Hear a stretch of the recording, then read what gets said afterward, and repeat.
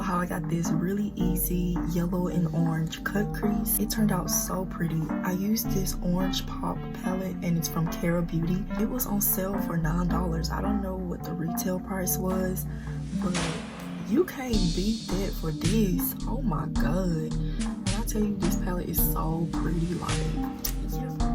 If you want to see how I got this look, then please keep watching. So I already did my other eye, and now I'm gonna go in with my LA Pro Girl, and then I'm gonna take some tape. I usually use my P. Louise base in the shade 5 for my base, but I've been using this concealer lately.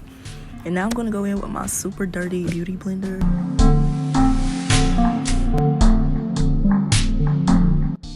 Now I'm going in with this yellow shade, and I'm just putting that in my inner corner by first packing it on, and then I'm just going to blend that shade out. And also, I just want to point out how pigmented this palette is for the price that it was.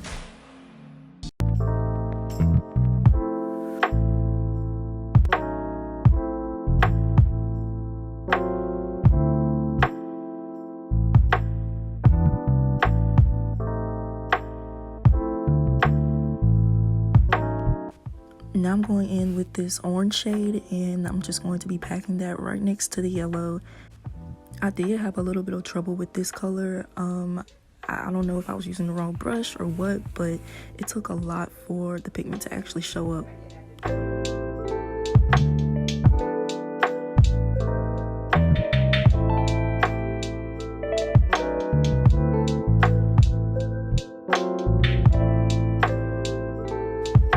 Now I'm going in with this red color, and this color is so pretty. Oh my god. But before I actually pack on the color, I am like dragging it in a very light motion to make the shape of the wing. And then I'm going to pack that color right on top of the orange so that I can have like a really pretty warm gradient effect.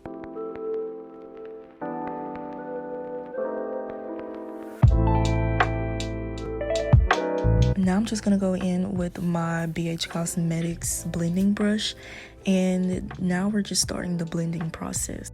Honestly, you don't have to do this part, but I just feel like you get a more seamless result this way. Then I'm just going to go back in with those colors so that they can be more vibrant.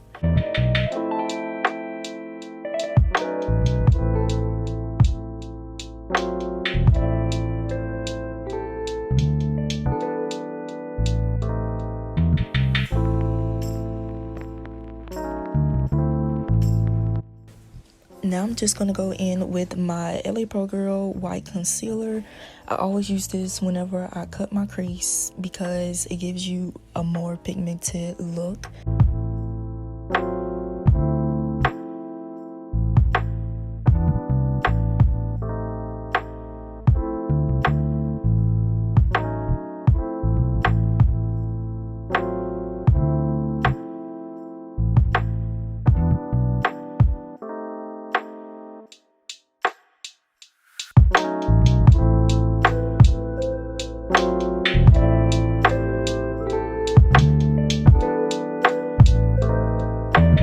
Just gonna go back in with those same 3 colors that I used earlier, and I'm just going to be packing the first shade in my inner corner. Then I'm going back in with that orange, and I'm just going to place it right next to the yellow. And after I pack that on, I'm just going to like kind of drag it upwards so that it can be like a faded effect going into the cut crease, if that makes sense. It just looks really cool in my opinion once you see the finishing product. But now I'm going in with the red again, and I'm just going to be packing that upwards towards the end of the cut crease. And yeah.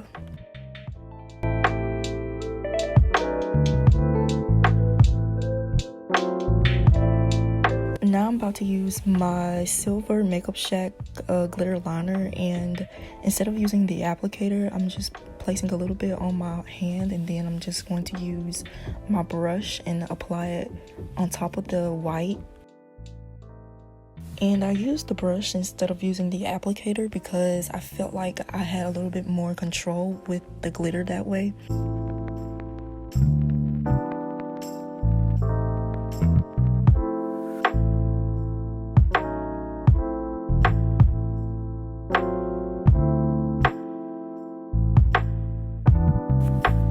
Now I'm just gonna go in with my NYX Epic liner, and I'm just making a simple liner for my lashes. If I just leave that as it is, then it's not gonna blend into my eyes that well. So this is like something that I do.